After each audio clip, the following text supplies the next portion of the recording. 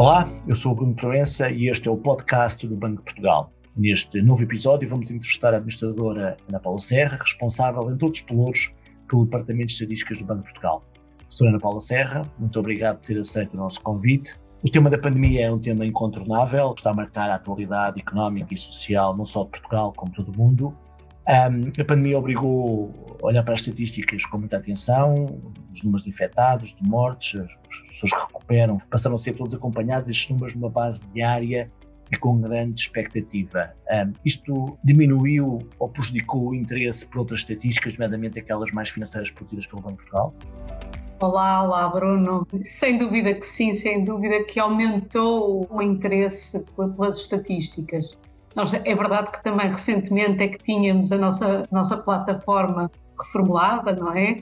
O BBStat, e por isso há aqui efeitos que nós não conseguimos separar, mas a verdade é que, como todos sabemos, há muitas pesquisas à volta de termos como moratória, como um layoff. E porquê? Porque as pessoas de facto estão preocupadas, querem perceber numa primeira fase quais são estes novos fenómenos e depois também porque esses fenómenos também os afetam. O Bruno recorda-se logo no início, todos nós, quando estávamos no primeiro confinamento, começamos a ouvir muitos artigos, muitas análises relativamente àquilo que seria a situação, qual era o impacto da pandemia, muitas vezes sempre baseadas naquela ideia de como é que esta crise se compara com as crises anteriores, e certamente que isso levou também a esse interesse redobrado, porque à medida que o tempo ia passando, as pessoas tinham necessidade de perceber de facto qual era o resultado disto. A verdade é que isto nunca tinha acontecido, pelo menos nas nossas gerações, e por isso tudo isto era de facto muito novo. As famílias, mas sobretudo também as empresas, a verdade é que toda a informação que nesta altura pudessem ter era relevante para decidir o que é que eu vou fazer, que eu vou aderir ao layoff, eu vou fechar, vou continuar a tentar aberto, tentar alternativas de vender os meus produtos e de vender os meus serviços, mas para isso de facto precisam de muita informação e a tal informação credível das estatísticas é relevante. Tomar decisões é sempre num contexto de incerteza, mas aqui é muito mais do que incerteza, porque nestes momentos, a certa altura nós nem sabíamos exatamente, era muita ambiguidade, o que é isto, não é? E as estatísticas, acho que o Banco de Portugal tem tentado cumprir a missão de dar muita informação, possa ser útil a essa tomada de decisão. O Banco de Portugal tem muitas estatísticas, muitas vezes nem se associa o Banco de Portugal à produção de estatísticas, não é muito ligado ao INE, não é? De facto tem grande parte dessa responsabilidade, mas o Banco de Portugal produz muitas estatísticas e espero que ao longo desta conversa possamos falar de algumas que são relevantes para esta questão da crise. Exatamente na deixa que a professora Paula Serra deixou, e perguntar exatamente isso.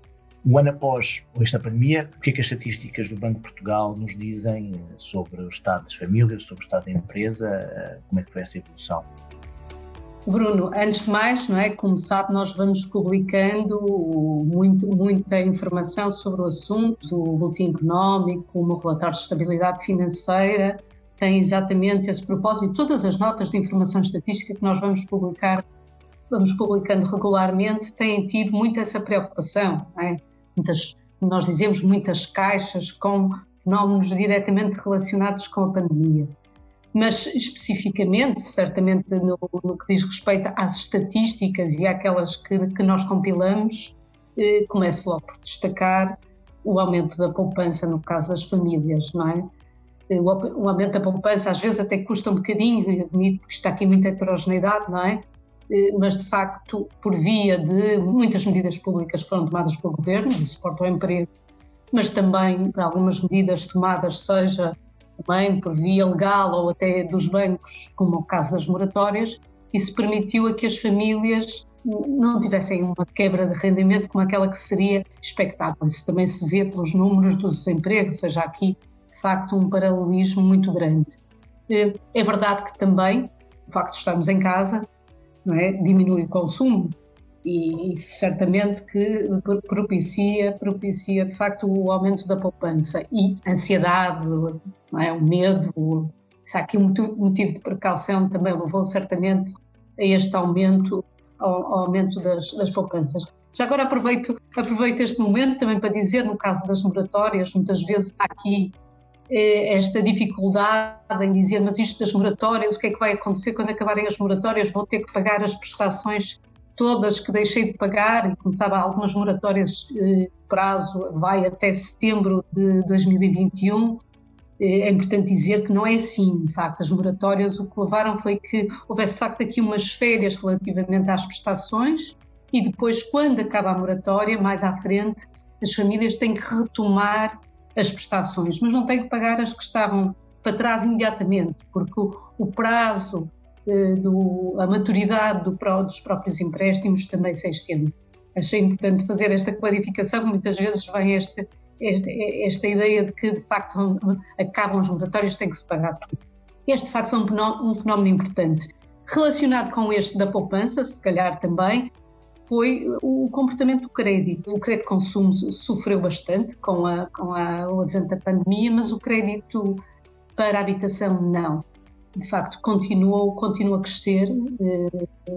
Ao longo de 2020, os empréstimos, o volume das novas operações de empréstimos para a habitação totalizaram quase 11 mil milhões de euros, 10,6 mil milhões de euros, o que é de facto impressionante. Claro que para isto também contribui certamente o comportamento das taxas de juros, que continuaram a cair. Nós chegamos ao final de 2020, a dezembro de 2020, com um mínimo histórico, a taxa para as novas operações em menos 0,8%, e de facto esta descida, né, que está certamente associada depois à descida da Euribor, que acaba por ser o referencial para os empréstimos para a habitação. Não referi antes, no caso da poupança, se calhar também nós temos, já que também compilamos esses dados, que a maior parte daquela poupança foi aplicada em depósitos e depósitos à ordem. Também não seria de esperar, todos compreendemos, porque as taxas, tal como são baixas para o crédito, também são muito próximas de zero para depósitos, e por isso as famílias decidiram colocar de facto este dinheiro nos bancos à ordem, mas que acaba também por ser uma indicação da confiança das famílias no sistema bancário. Esta é uma realidade muito diferente das outras crises, não é? Porque nas outras crises o que é que nós tínhamos? De facto, tínhamos se calhar começávamos logo a sentir por via do aumento de desemprego. Não tínhamos este fenómeno da poupança, porque havia a quebra do rendimento, e por outro lado, de facto, também não existiam as moratórias, não existiam todos estes apoios ao emprego, e por isso a realidade das famílias teria sido muito diferente caso não se tivessem sido tomadas imediatamente as medidas e que foram tomadas de forma tempestiva. Eu ia tentar fechar aqui um bocadinho o ângulo da minha pergunta, a minha própria pergunta, pedindo-lhe que de alguma forma referisse aqui sobre dois setores que têm sido muito referenciados ou duas áreas que têm sido muito referenciadas nesta crise. Por um lado, o setor do turismo, um dos mais afetados pelas razões que já falámos aqui desta crise, e por outro lado, a questão das contas públicas, nomeadamente com a dívida pública que tem evoluído de forma, não só em Portugal, mas de forma externa, de forma crescente, tendo em conta, obviamente, aquilo que têm sido os apoios públicos que a professora Paula Serra acabou precisamente de referir, e que têm sido adotados não só em Portugal, mas genericamente em todo o mundo desenvolvido e, nomeadamente, também na europeia. Sim, de facto, o turismo, sim, foi muito prejudicado. Nós já sabemos que a atividade das empresas em geral se reduziu, mas nem todos os setores foram igualmente afetados. O turismo foi, mas tal como o turismo, outros, como o alojamento, a restauração, os transportes, foram muito, muito afetados, e com crises ao nível de liquidez, e daí que quando olhamos para a realidade destas empresas, o que vemos é um grande aumento ao nível do endividamento, sobretudo micro e PMEs, nos setores específicos que referiu, para além de moratórias quando de facto tinham créditos, e isso foi uma maneira de as empresas, não é, fazerem face a esta realidade muito difícil, nomeadamente aquela que é o de confinamento, em que não tem a ver com as próprias empresas, porque as empresas são de facto impedidas de continuar a gerar rendimentos. Também aqui houve uma resposta muito rápida a nível daquilo que são as linhas de crédito, muitas delas garantidas pelo Estado, e foram estes os setores que de facto mais se socorreram destas linhas públicas, das linhas muitas vezes conhecidas como as linhas Covid. No caso das contas públicas, foi um ano bastante severo, não é? Sobretudo porque vínhamos do entusiasmo do excedente orçamental em 2019, que tinha sido de facto um feito que nos enchia de orgulho, mas as medidas de combate à pandemia, todas as medidas de apoio à economia, muitas que já referimos, o ambiente recessivo, resultaram no déficit orçamental conhecido já e no aumento da dívida pública, quase 17 pontos percentuais em relação ao PIB, não é? Claro que parte também tem a ver com a quebra do PIB, mas parte tem a ver com todo este esforço. Há aqui também um fenómeno diferente das outras crises. Apesar de todo este aumento da dívida, também conhecemos que as taxas de juros continuaram a cair e estão em níveis historicamente baixos. Claro que aqui muito resultado daquilo que é a política monetária. Os programas de aquisição de dívida por parte do Eurosistema, em que se inclui o BCE e os outros bancos centrais, o Banco de Portugal também. A pandemia, de facto, vou roubar as palavras da própria professora Ana Paula Serra, é algo que ninguém viveu nas últimas gerações. Provavelmente já temos que recuar 100 anos até à crise pandémica da chamada gripe espanhola, que não era espanhola, mas que ficou conhecida como gripe espanhola, para termos um fenómeno semelhante. Obviamente que isto impactou toda a gente, como vimos falar, e impactou o próprio Banco de Portugal e a própria produção estatística do Banco de Portugal. E a minha pergunta era: como é que o banco, e que esforço, digamos assim, que o banco teve que fazer para se adaptar à sua produção estatística, e o banco, como é uma entidade responsável, como o INE, é uma entidade oficial responsável por publicar estatísticas oficiais, como é que o banco se adaptou e que medidas foram tomadas nesta área da estatística para responder aos desafios colocados por esta pandemia? De facto, foi também aí foi uma grande surpresa, não é? Já é muito conhecido e nós também temos feito e publicado recentemente parte desse trabalho, que é um trabalho que é do banco, não é? Que é o indicador diário da atividade económica, que mostra exatamente a relevância de termos informação tempestiva, não é? Quase em tempo real.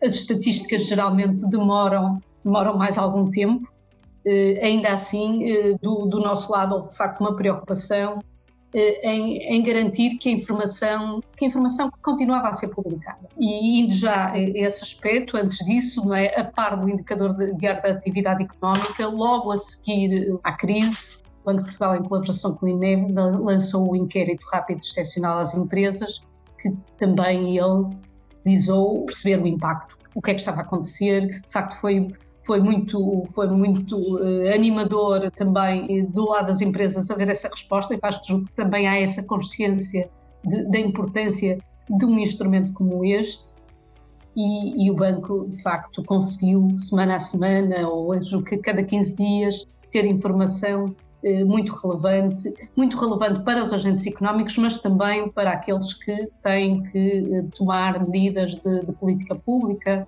e ir adequando essas medidas à medida que vão conhecendo a gravidade da situação.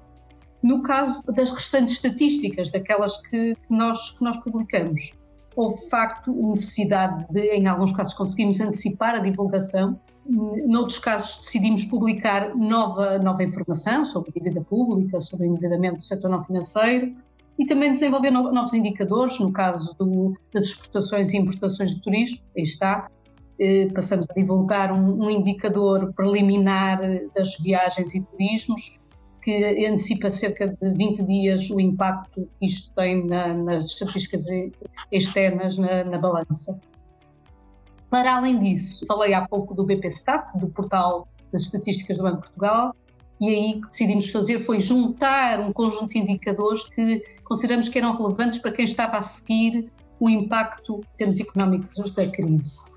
A par disso, como disse, houve aquela vontade de não vamos deixar de publicar atempadamente as estatísticas, mesmo sabendo que estamos a trabalhar de forma diferente do lado do Banco de Portugal e sabemos que as empresas do outro lado, e era essa a nossa grande preocupação, será que as empresas e os outros agentes que nos facultam os dados que nos permitem fazer as estatísticas, estariam capazes de continuar a dar essa informação. E aí houve um trabalho muito grande, contactos telefónicos, contactos por e-mail, no sentido de obter essa informação e conseguimos garantir que essas entidades mantivessem a capacidade de reportar a informação. Para nós isso de facto foi muito desafiante, mas acho que quase que sentíamos isso como uma missão de não contribuir para que, certamente muito indiretamente, os agentes estivessem menos capazes de tomar as suas decisões.